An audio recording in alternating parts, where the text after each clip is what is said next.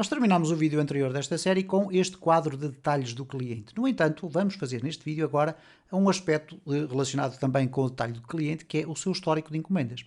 Ora, neste caso, nós quando vamos buscar aqui um cliente qualquer à nossa tabela, e nós podemos aqui através do datatables.net fazer, por exemplo, cliente 1, e ele vai simplesmente filtrar o cliente 1, e portanto podemos clicar nele.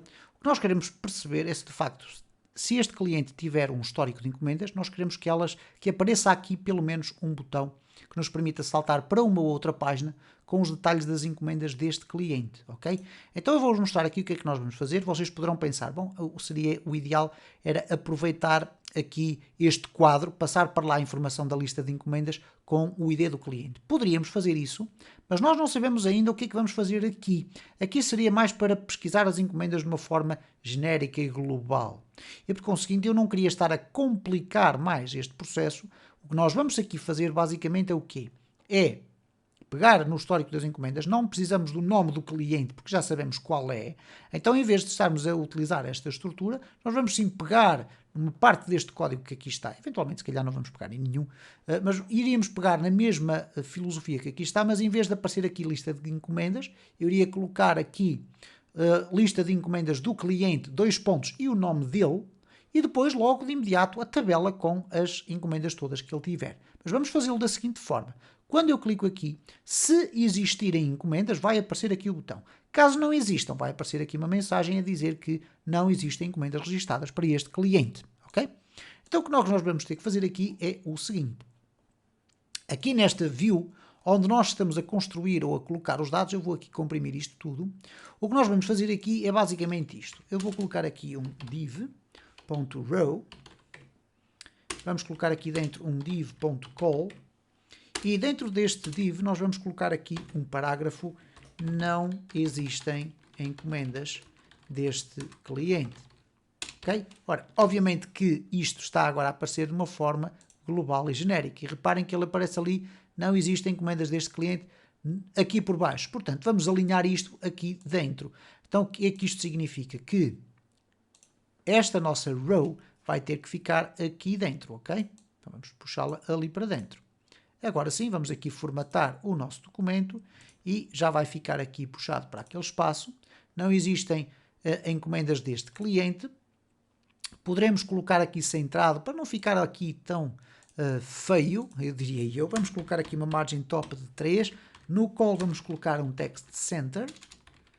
E vamos inclusive colocar aqui no parágrafo um class text muted. Vamos verificar se o text muted vai funcionar, isto é, fica o texto ligeiramente mais claro, não o suficientemente mais claro, mas enfim, é o que acontece. Neste caso temos aqui: não existem encomendas para este cliente. Se elas existirem, vão ser substituídas por um botão que nós clicamos, que é o ver encomendas. Então, neste caso, nós vamos ter que regressar aqui ao nosso admin e vamos ter que trabalhar aqui o data. O data vai conter aqui uma outra informação, que vai ser total encomendas. Portanto, vamos ter que criar aqui um método no nosso admin que vai contar as encomendas daquele cliente, que é muito simples. Então vamos colocar aqui admin total encomendas cliente, também com um ID cliente. Portanto, vamos buscar todas as informações que hajam, ou neste caso um valor numérico, que é o total das encomendas deste cliente. Vamos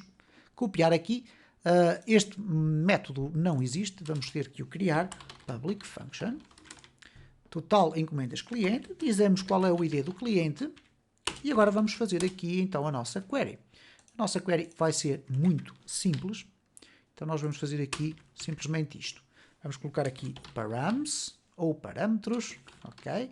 Foge-me sempre a voz para a minha realidade, que é fazer as coisas todas em inglês. Já vos expliquei em vídeos anteriores o porquê fazer todo o meu código em inglês, por uma questão de portabilidade, ou se um dia mais tarde alguém quiser pegar no meu projeto e for um programador estrangeiro, obviamente que ele vai perceber inglês, não vai perceber português, a não ser que seja de um país de língua oficial portuguesa. Bom, feito isto, o que nós vamos fazer aqui é buscar aqui o dd igual a new database, e agora vamos fazer aqui um return. E o que é que nós vamos retornar? Vamos dizer assim, que base de dados, query, ou melhor, neste caso select, select count de asterisco from encomendas, ok? Where id cliente é igual a id cliente, ok? Portanto, ele vai buscar um valor que é o count. Ora, eu quero devolver aqui exatamente aquilo que eu estou aqui a referir. Então, vou colocar aqui total. E, por conseguinte, ao dar aqui este nome total ao meu count, o que eu quero aqui devolver vai ser exatamente o quê? O registro 0, porque vai sempre existir um registro, e especificamente o seu valor total. Okay? Eu vou aqui simplificar a parte da escrita para vocês perceberem melhor aqui a nossa query. Ok. Aqui a cláusula. E, portanto, o que é que nós temos aqui, então? Um select, ele vai selecionar um count, portanto, vai sempre devolver um valor 0 ou diferente de 0. Esse valor vai se chamar, dentro da estrutura dos resultados, vai ter o nome de coluna total. A partir das encomendas, onde a cláusula, e isto é absolutamente importante para ir buscar, de facto, os dados daquele cliente, eu vou colocar isto aqui assim, desta forma. E depois, o que é que eu vou buscar? Vou buscar a única linha que há de vir com os dados, ok? Porque só temos aqui a cláusula para um cliente. E depois quero ir buscar especificamente o total. Então, aqui o que é que vai acontecer? Este return vai-me devolver um valor numérico que pode ser 0 ou pode ser diferente de 0. Então, aqui eu não estou a usar os parâmetros, portanto, os parâmetros vão ter que ser colocados aqui. Ok. Agora sim, está a partir do total das encomendas do cliente, estão definidas. Nós iremos aqui, se calhar, olhar para as encomendas e ver quem é que tem encomendas. Neste caso é apenas o cliente com o ID 1. Ok? Bom, vamos verificar qual é o cliente que tem aqui o ID 1. Então vamos aqui ao cliente e só este é que tem as encomendas. Portanto, quando nós formos aqui ao nosso sistema de clientes, só este aqui é que à partida tem encomendas. Okay? Todos os outros não têm. Então vamos aqui fazer o seguinte. Já temos aqui o total encomendas. Aqui nos detalhes nós já vamos poder colocar aqui a nossa lógica que vai permitir perceber se é para apresentar este texto ou se é para apresentar um botão. Então aqui nós vamos fazer o seguinte. Vamos abrir aqui um bloco de PHP. Vamos aqui colocar por baixo o else e depois o and if. Então vamos colocar if total encomendas, que é o valor que aqui está. Okay? Se total de encomendas for igual, ok, eu aqui não pus, ok, if total de encomendas for igual a 0, então nós vamos ter aqui a apresentação do não existem encomendas para este cliente. Caso contrário, else, aqui com 2 pontos, agora aqui um and if, com ponto e vírgula, aqui nós vamos colocar, então, o botão. Vamos colocar aqui um A, ok, A, href, já iremos tratar aqui do seu conteúdo, class é igual a btn, btn primary, vamos colocar aqui, então, o fecho do A, ver encomendas, ou ver histórico de encomendas, ok? 3 pontinhos para indicar ao utilizador que ele vai saltar para um outro local. Portanto, se nós agora formos aqui clicar neste cliente, uau, temos aqui um problema. Portanto, ele diz assim que não foi possível ir buscar o tipo de objeto as array, etc, etc. Então, o que acontece aqui é muito simples, é que eu coloquei aqui no count o total desta forma. E o total, de facto, tem que ser desta forma, porque estamos a devolver um objeto. E este objeto é, de facto, uma coleção, ou um array, que contém apenas uma linha e que contém apenas uma coluna, que é o total. Agora, à partida, já não iremos ter este erro. Vamos aqui refrescar. E reparem, não existem encomendas para este cliente. Não temos ainda aqui o botão de voltar, mas podemos clicar ali. Se eu for aqui ao cliente 3, também não temos. Se eu for aqui ao cliente João Ribeiro alterado, nós temos aqui um grande botão, ver histórico de encomendas. Bom, vamos verificar o que é que aconteceu com este nosso botão gigante, ok? Ele está aqui porque nós temos aqui um row, mas não criamos aqui um div.call. Okay? E este div.call é importantíssimo na estrutura do Bootstrap. Vamos aqui formatar o documento e agora reparem que o botão já não vai ficar com aquele aspecto todo, fica com este. Vocês diriam, mas eu queria que se calhar ficasse aqui debaixo deste espaço. Ora, o que é que nós vamos fazer? Aqui nós temos dentro uma call. Reparem, div.call. Podemos fazer isto de várias formas. Uma das formas de fazer é, por exemplo, colocar aqui um offset. Isto é, como nós temos aqui um call 3 e um call 9, o que nós vamos fazer aqui é um call 9, mas um offset de 3. Isto é, vamos deixar um espaço de 3 colunas e depois é que vamos apresentar a nossa coluna de 9, ok? Então reparem como agora o botão já vai passar a ficar alinhado aqui por baixo. Vamos aqui refrescar e cá está ele. Portanto, ver o histórico de encomendas do cliente, que ainda tem aqui este link, mas é um link que não está correto, como é óbvio. Portanto, o que é que nós vamos colocar aqui? Vamos colocar neste caso, uma action, é igual a histórico, ou melhor, vamos colocar assim, cliente histórico encomendas, ok? E agora vamos dizer que o cliente vai ser igual a quê? Bom, vamos aproveitar aqui o código, se calhar nem vamos ter que aproveitar, vamos colocar aqui o store, dois pontos, IAS encriptar, e vamos dizer que queremos encriptar o código do cliente. Ora, neste caso, nós temos aqui o código do cliente, ele vem aqui no dados de cliente, portanto, vamos colocar aqui dados underscore cliente, id cliente, e portanto temos os dados a serem encriptados. Porquê é que nós temos aqui neste momento este erro? Por causa do store. Então vamos fazer o seguinte, vamos colocar aqui o seu namespace. Neste caso, nós temos, eu penso que o namespace, a forma mais fácil é fazer um Ctrl+P, colocar store e ir buscar aqui o namespace, ok?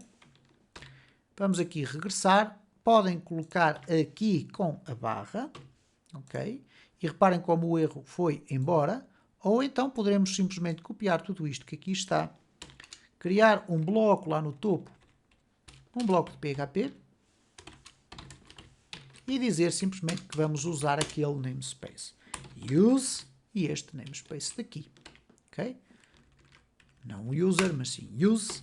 Aqui está e, portanto, aqui obviamente vamos remover este espaço que aqui está, ou melhor, vamos lá deixar com o store e assim com os dois pontos e, portanto, deixamos ter erro.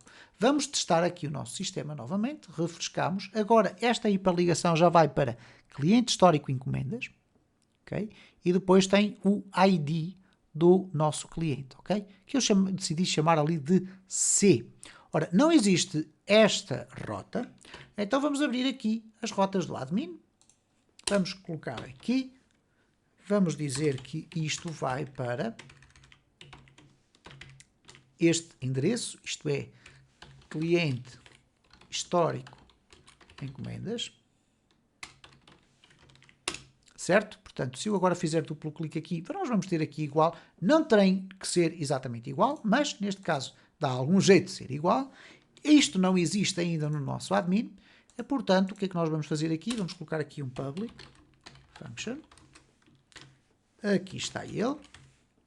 Este método então há de ir buscar as informações detalhadas das encomendas exclusivamente daquele cliente, ok? Portanto, ele irá receber aqui um ID, obviamente que nós vamos querer verificar sempre se estamos no sítio certo, ok? Há aqui algumas verificações, reparem aqui, o lista de encomendas não está a verificar se existe um utilizador admin logado ou não, vocês devem ter sempre essa atenção, isto é, detalhe do cliente, verifica se existe algum admin logado, caso contrário vai embora.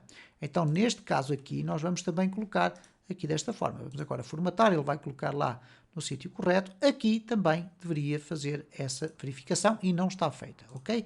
Então, vamos colocar aqui este espaço, vamos aqui puxar isto para baixo, ok? Portanto, a lista das encomendas só poderá ser mostrada se nós tivermos de facto aqui o admin logado. Já agora vamos verificar aqui para baixo já não há mais nada. Portanto, estamos a trabalhar aqui a parte da lista de encomendas. Vamos colocar aqui encomendas. aqui temos tudo o que está relacionado com o detalhe do cliente. Portanto, é muito importante que vocês tenham sempre esta preocupação de organizar o vosso código, porque depois torna-se mais complexo de ler à medida que vocês vão incrementando o conjunto de funcionalidades. Clientes. Okay? Reparem que temos aqui o login, o logout, tudo certo. Ok? Cá está então aqui a submissão do login e do logout do admin. Certo? E portanto aqui poderíamos ter a parte de autenticação.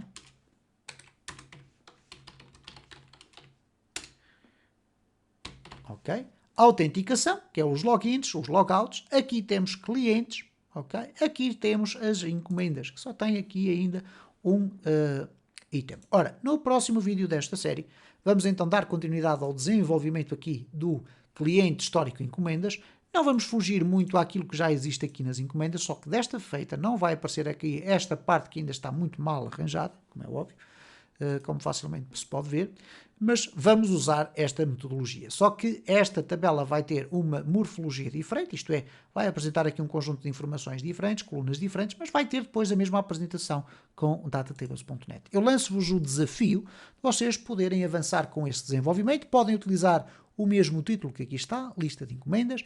Convém que depois por baixo deste separador apareça um outro separador com eventualmente aqui o nome do cliente, ok? Ou então vão colocar aqui lista de encomendas, 2 pontos e o nome do cliente aqui à frente, é como quiserem.